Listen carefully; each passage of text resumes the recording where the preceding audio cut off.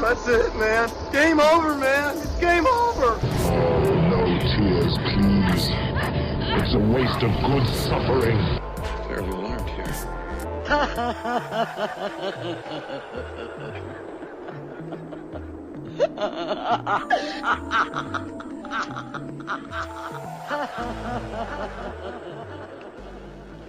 Welcome to MOTN Reads.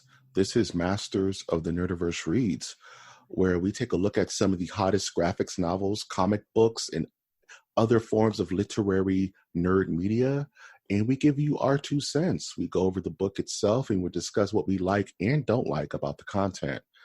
I'm, of course, your host, Mike G., and with me for this episode, you may know him if you're a follower of the channel. You may have heard his voice once or twice. The cosmic entity himself, the NWA No Hose Bar champion of the world, Winter Trash Monk the Thizzard. What's up, everybody? It is Trash Monk here. Trash Monk the Third. Trash Monk I. Trash Monk I. And I woke up like 30 minutes ago, but I am born ready for this. We are groggy boys today. The Grog Squad. The Grog Squad. That's a wrestling tag team champion duo if I've ever heard one. Or they're dressed up as medieval knights. I was thinking they're wearing like those giant comedic nightgowns with the little hats, and they have giant pillows and they hit you with pillows too. Yeah. They walk out all sleepy and their music is Enter Sandman. Or has that already been done? I'm sure so. It would have to be Mr. Sandman. Mr. Sandman. Sandman, give me a treat. Boom, boom, boom, boom. Mr. Sandman would be there's a wrestler named Mr. Sandman, right? There's the Sandman. Okay, that works. You're going to be our wrestling aficionado for this MOTN Reads, because you know more than I. I know a little bit, but I'm not a master of the wrestling nerdiverse. Ooh, yeah. Oh, yeah, brother. I don't know what's going to happen. We're going to shake hands and do the superpowers. So let's talk about this book. Presented to us by SBI Press. We are going to be reviewing today Invasion from Planet Wrestletopia. This fancy lad here, this beast from the east, this Texas tornado of a book, A Date with Destiny. Man, this book kind of took me by surprise. I want to say this one. I thought it was going to go one way, and then it kind of flipped it. It flipped it on us. Yeah, so I'm always a fan of comics that are not in the like stereotypical comic genres, for instance. You know what I'm saying? Yeah. That they're not, although there might be people wearing capes in this or like wearing outfits, it's not superheroes, it's wrestlers.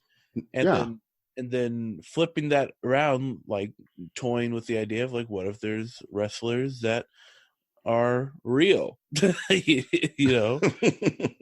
Or there's like so many like layers to this of going like different style. There's different styles of wrestling shown in this comic book, which I think they were very intentional in doing, showing the luchadors. And then so you like what we've talked about before, you said that there's a lot of context about like stables, Japanese stables. Yeah, it's really cool. Like kind of like the time machine this book is. Just to say who is written by, this is written by Ed, the Carnage artist, Cannell, and the masculine Matt Inton, with art by Dan the Body Skade. They pulled together this Frankenstein's monster of wrestling love. And you can feel the wrestling love all through this book because they really go back to kind of the early 70s of wrestling all the way to modern wrestling and kind of alluding to certain real life, quote unquote, wrestlers out there, sports entertainers now. Isn't that funny how that flips? Yeah. You know what I mean? So you ready to dive into this book, man? Let's do it. okay, we actually open up with a Bible verse. How do you feel about that? Yeah, I totally missed that. Ephesians 6:12-14, man. Yeah. Real talk. For we wrestle not against the flesh and blood, but against the principalities, against powers, against spiritual wickedness in high places. Stand firm then, with the belt of truth buckled around your waist. I think that's very funny. Isn't it kind of awesome that Uh, the Ephesians already had wrestling matches going on back then, dude, with championship belts ready to go, dude? if that is the proper context of the verse, then yes. That is the proper. That's what I take away from it, is that they were Yeah. wrestling with the principalities, dog, back in the day, and they had ladder matches. Was there ladders back then? They were ye old ladders. See, realness. So Ancient astronaut series suggest. ancient astronauts. That's awesome. So this book opens with kind of what reminded me of an X-Men character called Mojo, a Mojo-esque viewer of the galaxy, kind of someone who's been charged to search the universe for potential wrestlers, because apparently wrestling is intergalactic. Yes. Like, the concept of wrestling is not just an Earth fixation. It's something that is honored across the universe, the nerdiverse, as it were. So we have a Mojo-esque viewer looking upon Earth back in 1999. A good year. A lot of good stuff came out that year. And one of our main characters, who's yet to be named, actually kind of declares that he is not the world heavyweight champion, but the intergalactic heavyweight champion. And he sends a call out to all planets. And it's just a boast. That's just him doing a shoot, as it were. And, it catches the attention of the universe. Let's break this story down kind of by its major beats. And that is the introduction to Rory Landell, who is our main character. You know what I mean? Yeah, and he encompasses. I feel that there's like several different wrestlers that make up his character. Like, yeah, the hair makes me think of like 80s wrestling, of course. Mm-hmm. The way he talks reminds me of Macho Man Randy Savage. Mm-hmm. He's just like, he reminds me a lot of like Superfly Jimmy Snuka, and he has some Ric Flairs in there, and even some Rock is in there. You know what I mean? Like, I can't tell if he's supposed to be like a minority or not. Like, it's kind of cool how they blend him out, where you can kind of put anything on this character, you can relate to it, which is super cool. Like, they really thought it out when they really ironed out this character, and he is the biggest show on this small kind of up and coming wrestling federation, that they're kind of pressuring him to be something he doesn't want to be.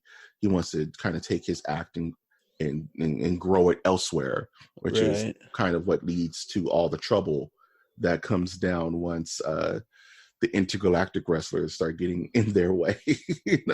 Starts coming to Earth to put the challenge on blast. What did you kind of think of the opening of this book, of this series, rather? Well, we just going back from the beginning, it gives you a brief glimpse on how expansive the universe is, and then it zooms right back into like what could be a very small event, which is Rory talking to this woman that that they have a relationship with. So it goes from the macro to the micro, and it kind of gives you like a kind of like a, what is it? it grounds you a little bit, doesn't it? Yeah, but it's like a petroleum jelly put on the camera lens to kind of like give you this like picturesque, like, oh, the happy couple, and then reality kind of kicks in of like, oh, the general manager wants to see you, or like the guy who runs the whole business, right?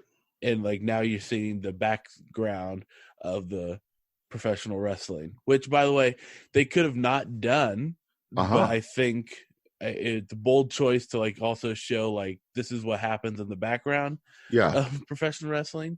And then there's also the idea of like where it's 2019, almost everyone knows that there's a background to professional. It could have been the easy way out, would have just kept everything kayfabe and just keep these characters two-dimensional, you know, and just keep him keep Rory as this, you know, face, as it were. But no, they decide to pull you into the locker room, and you know, the moment where his manager just pops his knee back into place, right? Having this That's nice a little big tete-a-tete. thing. Yeah, that's a big thing, because they could have made like Rory into a light superhero where he has no issues, but it's like they show twice that his manager pops in his knee, and then he has to do it himself later on, when he ditches his manager. Yeah, out of his own ego, you know what I mean? Which really shines a light on the actual industry itself. And I think with further reading of this book, you'll kind of get the idea of the behind the scenes versus what's shown when the big lights are on. You know what I mean? So I think that's pretty cool. And like you said, that's something they didn't have to do, you know, which adds a whole different layer to Rory's character. And then, you know, once, you know, he makes his declaration that he's the champion of the universe, it actually fast forwards to the future, doesn't it? Right. Where he's kind of an aging sports entertainer, so to speak. And like we see like a fast forward to, okay, we're seeing a wrestler in his prime, and now we're going to like, this is the twilight years, we could say, of like, and this is kind of mirrors what happens to some professional wrestlers, where they're in the big spotlight in the beginning, and then next thing you know, you see them touring in smaller circuits. 100%.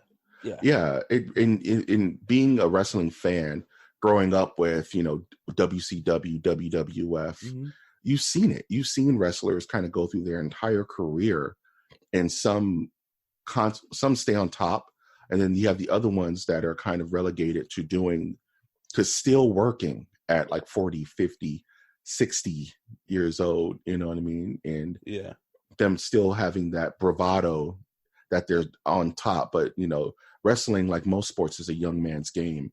So you kind of see, you know, Rory's kind of fighting against the quiet night. You know what I mean? He just doesn't, and him and his manager are just arguing about it, like, yeah, man, maybe we should slow down a little bit. And then Rory gets mad at his manager, and this is in between gigs. And Rory just gets mad and just gets out the car in the middle of the desert and just becomes MIA for the remainder of the 3 books we were able to kind of review in regards to where people think he is, you know? Yeah. You know what I mean? So, and then we kind of go back to planet Wrestletopia, which is, you know, the haven of all things within the squared circle, you know what I mean? Which is kind of gives you this weird utopian, or in this case, dystopian landscape, where it's almost like very Jack Kirby inspired, the artwork. Yeah. You know, very New Gods, pseudo what's the word I'm looking for? Kind of Eternals kind of designs to these characters. I think it's more towards New Gods, honestly. Certain characters look like Darkseid, or look like the Furies, or look like Orion. It's very inspired by Jack, I think, and which gives them those vibrant colors and flamboyant outfits, which harkens back to how wrestlers dress, which is funny enough. You know what I mean? Like, which is really cool kind of connection, I think, in art style wise, to the flamboyancy of wrestlers in the 80s, 90s, 2000s became the Attitude Era, so everything became blacks and grays and, the Stone Cold look, the Rock look, the Undertaker look. But before then, it was all flamboyancy. Hulk Hogan wore yellow and red for how many years? The brightest, the Ultimate Warrior was a walking rainbow. Yeah. But if you look at like some Jack Kirby comics, from the 70s and 80s, those things just burn your eyes out. It's like Technicolor dream coats all over the place. But I do like the transition to the Wrestle Planet, where it just takes time for them to get to Earth to answer the call. That was pretty interesting. So, we still don't know much about the planet itself. We just know about the people. Mm-hmm. Yeah. And them coming to Earth. So it would be interesting to see what their planet looks like. Like, is it like a shaped into a wrestling ring, or do they just have a bunch of little wrestling rings around the planet, or have they removed them all? They give a glimpse of planet Wrestletopia, and it just looks like a giant sun. Like, no one can live on that. It's just like it's a sun. It's a chained sun. I might have missed the sun. It's like it's one panel. Actually, it's really quick. But then they zoom in on it, and it looks like something out of the Legion of Superheroes. It's just like this super bright, like glassed perfection kind of society where you get the introduction to the main villain. Yeah, I see it now. Yeah, you get the introduction to Manifest Destiny, who is the perfect. We mentioned it earlier. He just reminds me of like M. Bison. That's like this perfect dictator / hammy ultra villain. You know what I mean? Like he's the but his intensity villain. Again reminds me of the Ultimate Warrior a little bit. Yeah, even in his look, he kind of reminds me of the Ultimate Warrior. Once again, he's masked. Well, in the equivalent of a mask back in the day, which is face paint. You know what I mean? Like Sting. Of course, as we alluded to, Ultimate Warrior. But then they started wearing the physical leather masks like Rey Mysterio Jr. and Kane. But back in the day, it was more painted. But Manifest Destiny has a metal mask, like he's MF Doom or something. And I just really dig that character because he's just so extreme. He's just so out of control. Right. Mad with power. Mad with power. So who would you say is your favorite character out of these 3 issues we have here? Well, I like the bear. Yeah. What was the bear's name? I just call him Bear. Okay, fair enough. I will sort out the bear's origin. Yeah, I'm looking. There was in one of the issues they did like a Mortal Kombat style, like tell you a little bit of the characters. Yeah, which I thought was kind of cool. Which blended the generations because you have like a John Cena like character.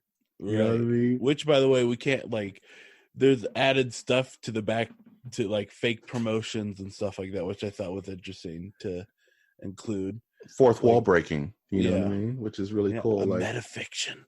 The metafiction, Doug. You know what I'm saying? I just think that for these 3 books, it really paints a picture of a world gone mad with wrestling. Kodak Diesel. How can we forget, man? Kodiak Jack, man. Kodak, the picture company now. Remember Kodak? Do they still do stuff? I'm sure Rite Aid's bottom or something. Kinko's. Oh, geez, man. Yeah, but let's talk about the actual invasion, right? Yeah. Where they come to Earth looking for Rock and Roll Rory, and they pretty much just put a giant like steel cage around Earth. Dog, it's really cool how they conceptualize wrestle culture on an intergalactic scale. You know what I mean? Right. And him looking for Rory just throws the entire earth in turmoil, man. You know, just wrestling all over the globe.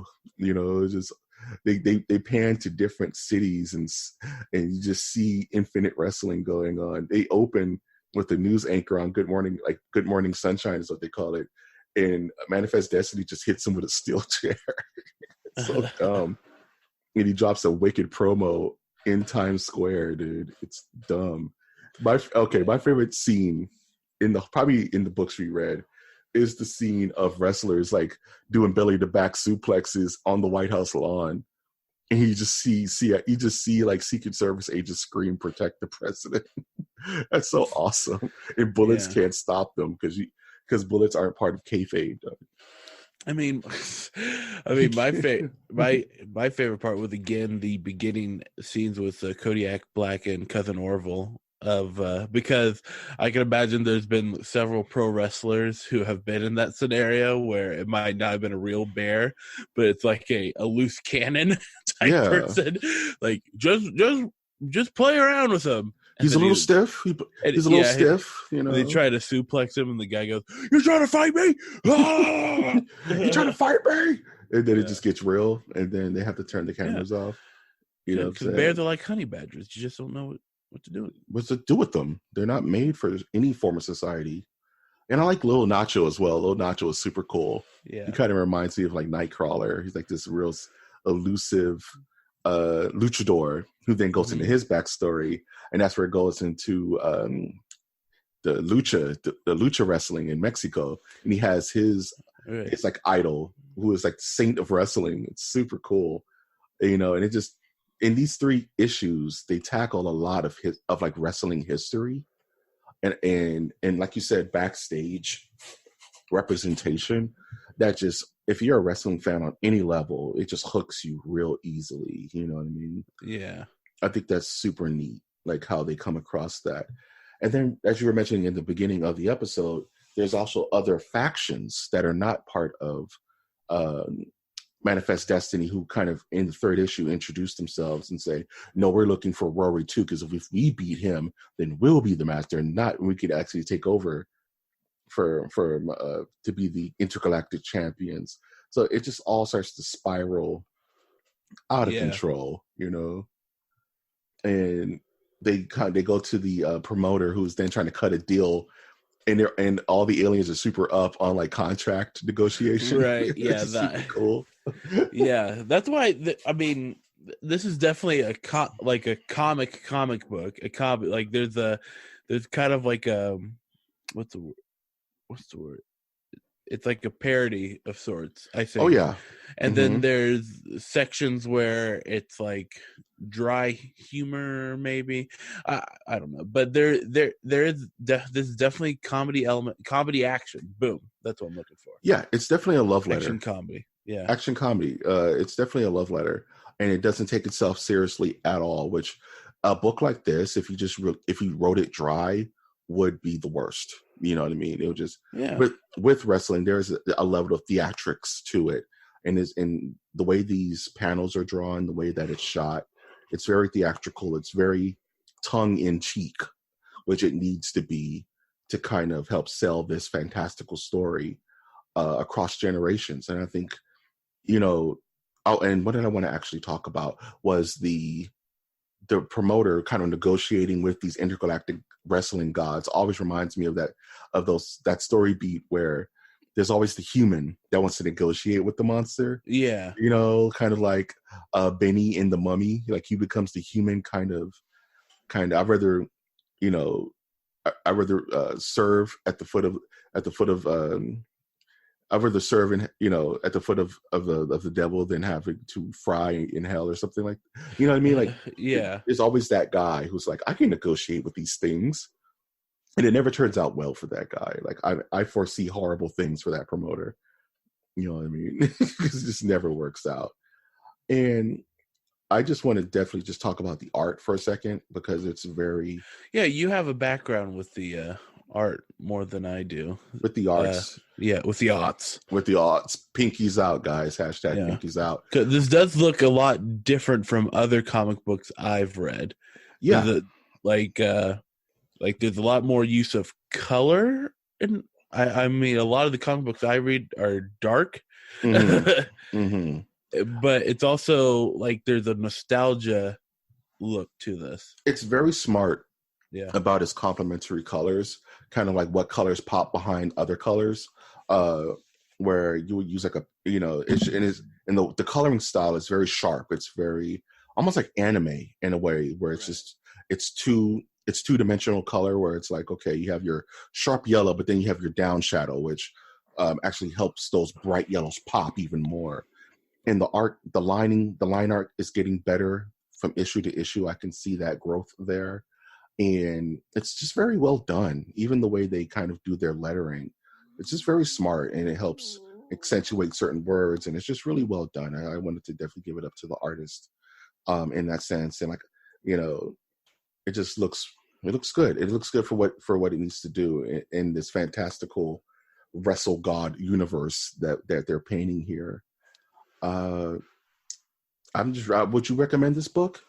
Absolutely. Like this is, I feel like it's a good way to get people back into comic books that may have gotten tired of the superhero stuff. Yeah. Like I've always been more of like I've never read a lot of the superhero comic books. I mean, I read some Batman and Superman, but I never got deeper into that. I was more into the Tales from the Crypt, Vault of Horrors, right, shocking suspense. So I've always been in the third party group of comic books, and I feel like this is a welcome spot to be in, and like Wrestletopia, definitely get it. Yeah, and Invasion from Planet Wrestletopia, I definitely recommend finding this book.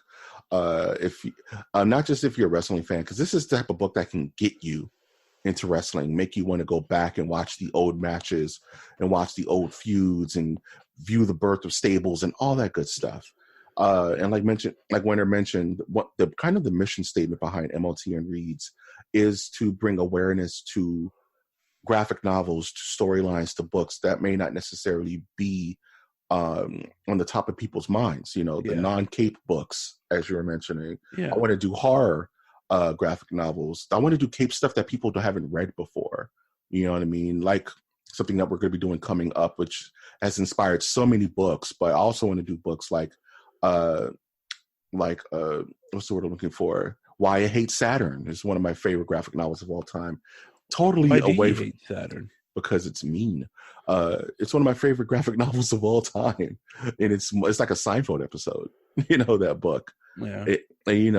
And there's just a ton of good graphic novels out there that run the gamut. You know. Yeah, and can I say that this?